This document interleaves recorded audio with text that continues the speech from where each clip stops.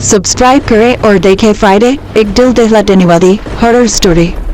बिना घबराए bell icon press करना ना भूलें।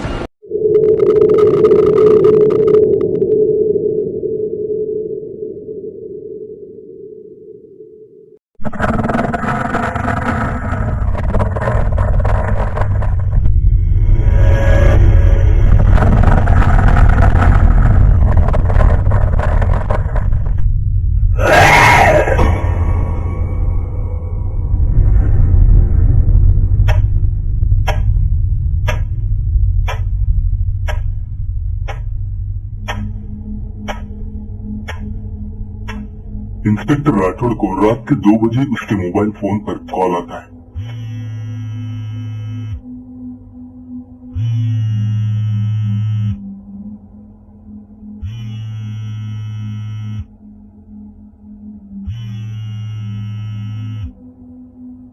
वो मोबाइल रिसीव करता है तो उसकी नींद उड़ जाती है। उसे अपने कानों पर यकीन ही नहीं होता।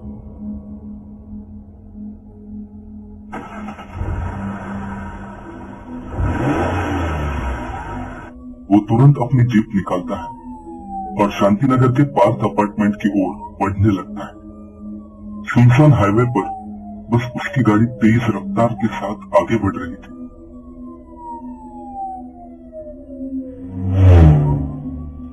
इंस्पेक्टर राठौड़ एक बड़ा ही नीडर इंस्पेक्टर था। उसने आज तक बड़े से बड़े गुंडों को हवालात की हवा खिलाई थी, लेकिन न जाने उसके चेहरे पर आज डर साफ साफ दिखाई दे रहा था। वो बड़ा ही परेशान दिख रहा था। न जाने उसे किसका कॉल आया था, उसके कारण वो इतना परेशान दिख रहा था। कई सवाल इंस्पेक्टर राठौड़ के मन में घूम ही रहे थे कि उसे दोबारा कॉल आया।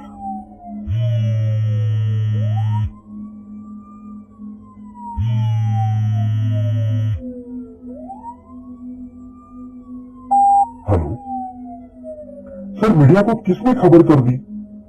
अब क्या करें? सारी मीडिया अपार्टमेंट के नीचे खड़ी है। हम सब आपके हुक्म का इंतजार कर रहे हैं।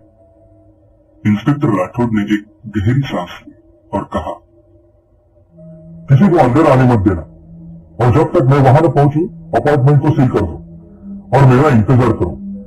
फॉरेंसिक डिपार्टमेंट से कोई आया है?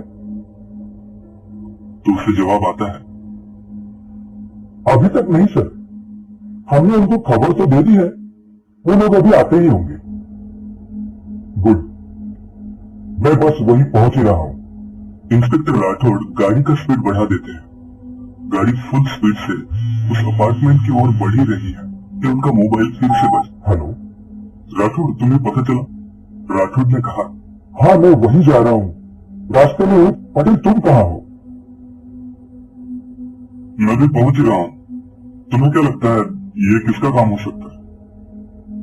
तभी राठौड़ ने कहा, पाटिल हम अपार्टमेंट में पहुंच के इसके बारे में बात करते हैं, तुम बस मेरा इंतजार करो।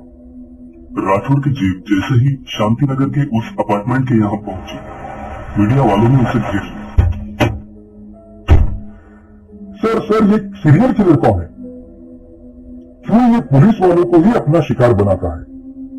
सर ये मिस्ट्री कैसे सॉल्व होगी? आपको किस पे शक है सर?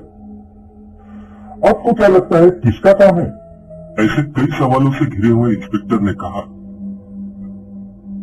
देखिए हम इन्वेस्टिगेट कर रहे हैं, जल्द से जल्द हम मुजरिम को ढूंढ लेंगे। प्लीज अब हमें अपना काम करने दीजिए। ये कहकर वो बिल्डिंग के अंदर दाखिल हुए। जैसे ही वो उस फ्लैट में पहुंचे तो वहां का नजारा देखकर उनकी रूह तक कांप उठी। उन्हें अपने आंखों पर विश्वास ही नहीं हो रहा था। जमीन पर उनके दोस्त खान की लाश पड़ी हुई थी, जो उसी के डिपार्टमेंट का आदमी था और जिसका सर किसी ने बिल्कुल उल्टा घुमाकर उसे मार डाला था। तभी उनका दोस्त सब इंस्पेक्टर पाटिल ने कहा, राठौड़ तुम्हें क्या लगता है कौन है इसके पीछे? मिस्टर राठौड़ उस लाश को देखकर बहुत डर गए थे। किसी तरह उन्होंने अपने आप को संभाल कर हवलदार से पूछा, कब हुआ ये? हवलदार ने कहा, सर रात के करीब 1 बजे हुआ था। अपार्टमेंट के लोगों ने खान की जोर जोर से चिल्लाने की आवाज सुनी और हमें फोन किया। जैसे ही हम लोग पहुंचे तो हमने खान की लाश देखी। सर, ये किसी मुजरिम का काम नहीं लग रहा है। मुझे तो लगता है ये किसी सरफिरे का काम है। इंस्पेक्टर राठौड़ और भी ज्यादा परेशान लगने लगा। तभी उनके दोस्त सब इंस्पेक्टर पाटिल ने कहा, राठौड़ कौन हो सकता है, तुम्हें किस पे शक है? तभी राठौड़ ने कहा, पाटिल, तुम लाश को पोस्टमार्टम के लिए भेज दो। उसी के जरिए हमें पता लग सकता है कि आखिर ये मामला क्या है। तभी इन्वेस्टिगेट करते हुए उन्हें जमीन पर एक तस्वीर मिली, जो कि एक एविडेंस लग रहा है। उन्होंने वो तस्वीर उठाई। तस्वीर में एक लड़की थी, जो कि किसी पार्टी में थी और विक्ट्री का साइन दिखाए हुए थे, जैसे वो काफी खुश होकर पार्टी एंजॉय कर रही थी, ऐसा लग रहा था। उस लड़की की आंखों में एक अजीब सी कशिश थी और उसने एक पार्टी मास्क पहना था, इसलिए उसका चेहरा साफ दिख नहीं रहा था। उस तस्वीर पर एक निशान भी था, जो कि बहुत ही अजीब था। वो निशान चमकीला था और उसकी डिजाइन बिल्कुल अजीब थी। राठौड़ को लगा ये किसी ने फोटोशॉप से एडिट करके डाला होगा, लेकिन मन ही मन में उन्हें लगा कि ये कुछ इंपॉर्टेंट सुराग होगा। मिस्टर राठौड़ को लगा कि सुराग की वजह से शायद वो किलर को पकड़ पाएंगे। ये सोचकर उन्होंने वो सुराग अपने पास रखा और अपनी तहकीकात में व्यस्त हो गए। अगले दिन पाटिल और राठौड़ फॉरेंसिक लैब की तरफ निकले। तेज रफ्तार के साथ गाड़ी बढ़ रही थी। दोनों बहुत चुप थे।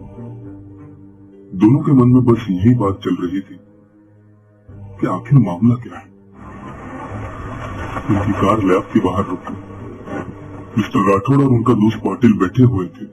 तभी डॉक्टर आर्य ने कहा, देखो राठौड़, इस तरह का केस मैं शायद पहली बार ही देख रहा हूं। दो पॉसिबिलिटीज हैं। या तो विक्टिम कहीं से गिरकर उसकी गर्दन उल्टी घूम गई, जो कि इम्पॉसिबल है क्योंकि विक्टिम के शरीर पर एक खरोच भी नहीं है। और दूसरी पॉसिबिलिटी ये कि किसी ने बड़े ही ताकत के साथ उसका सर घुमाया है। लेकिन ऑलमोस्ट ये भी इम्पॉसिबल है क्योंकि खान एक स्ट्रॉन्ग ऑफिसर था। उसकी गर्दन घुमाने के लिए बहुत ही ज्यादा ताकत की जरूरत होगी। इसलिए हम किसी ठोस नतीजे पे नहीं पहुंच पाएगा। मैं माफी चाहता हूं, लेकिन मुझे और समय चाहिए इस केस के जड़ तक पहुंचने के लिए। डॉक्टर आर्य का कहना था कि आज तक ऐसा ब्रूटल मर्डर उन्होंने अपने पूरे करियर में देखा ही नहीं। ये सुनकर पाटिल और राठौड़ के होश उड़ गए। दोनों एक अजीब सी पहेली में फंस गए थे, जिसका जवाब उन्हें कहीं नहीं मिल रहा था। वो पुलिस स्टेशन लौट गए।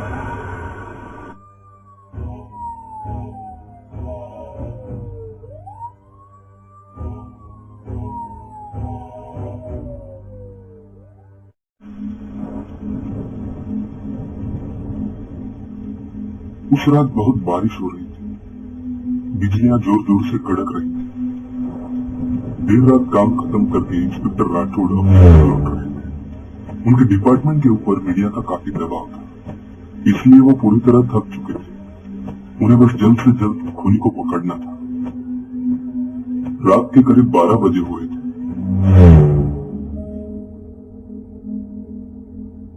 गाड़ी की रोशनी में रोड बहुत धुंधला सा दिखाई दे रहा था और एक अजीब सी सन्नाटे में राठौड़ की गाड़ी आगे बढ़ रही थी। अचानक उनकी गाड़ी के आगे एक लड़की आ गई।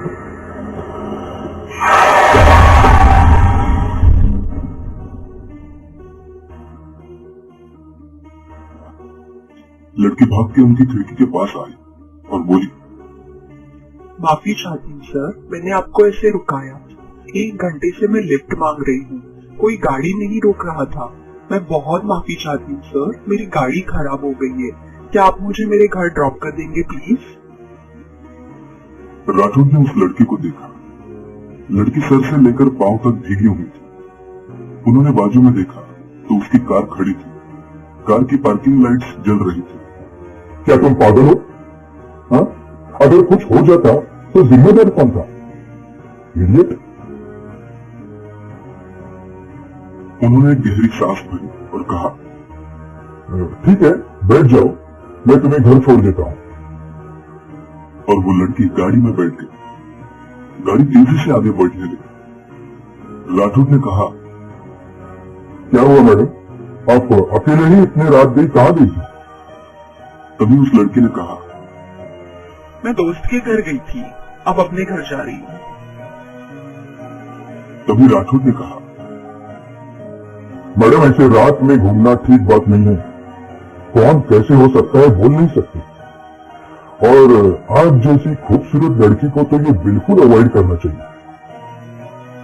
तभी उस लड़की ने गुस्से से कहा, लेकिन मुझे लगता है लड़कियों को पुलिस पे भी भरोसा नहीं करना चाहिए। तभी राठौड़ हंसने लगा। अरे आप तो बुरा मान गई, मैं तो मजाक कर रहा था।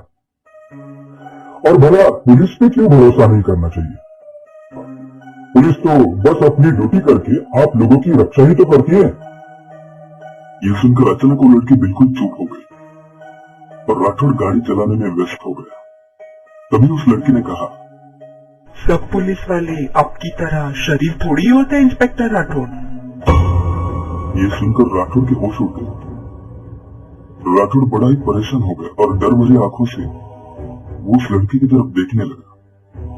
लड़की उसे देखकर मुस्कुराने लगी।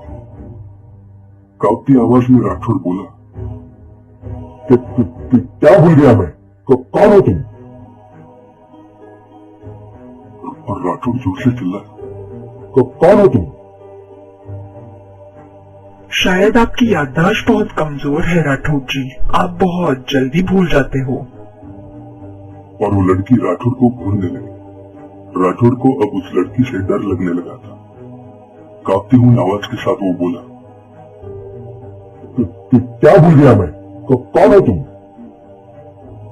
आप भूल गए कैसे आप लोगों ने मुझे गला घोटने मारा था?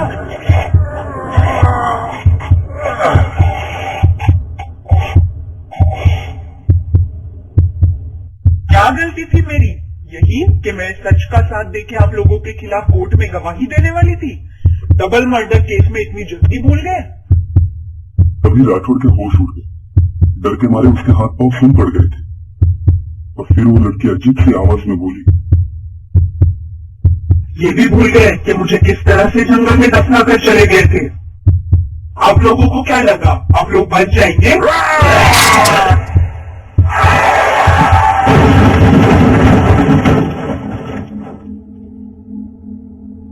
इंस्पेक्टर राठौड़ की मौत हो गई थी और उनकी लाश बहुत ही बुरी हालत में थी।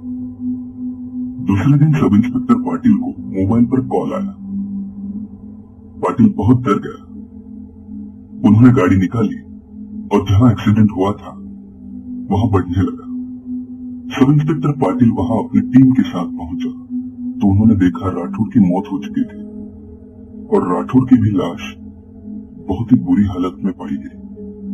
सब इंस्पेक्टर पाटिल के होश उड़ गए और सोच में पड़ गया, आखिर ये किलर कौन हो सकता है। वो लाश को इन्वेस्टिगेट कर ही रहा था तो उन्होंने राठौड़ के हाथ में कुछ देखा। उन्होंने वो चीज उठाई तो वो और कुछ नहीं बल्कि एक फोटो था जिसमें एक लड़की थी। वो किसी पार्टी में थी और बहुत खुश लग रही थी। लड़की की आंखों में एक अजीब सी कशिश थी, लेकिन न जाने क्यों वो अजीब तरह से 3 उंगलियां दिखा रही। ये कहानी आपको अच्छी लगी हो तो हमें सब्सक्राइब करें, हमारा इंस्टाग्राम और फेसबुक पेज जरूर फॉलो करें।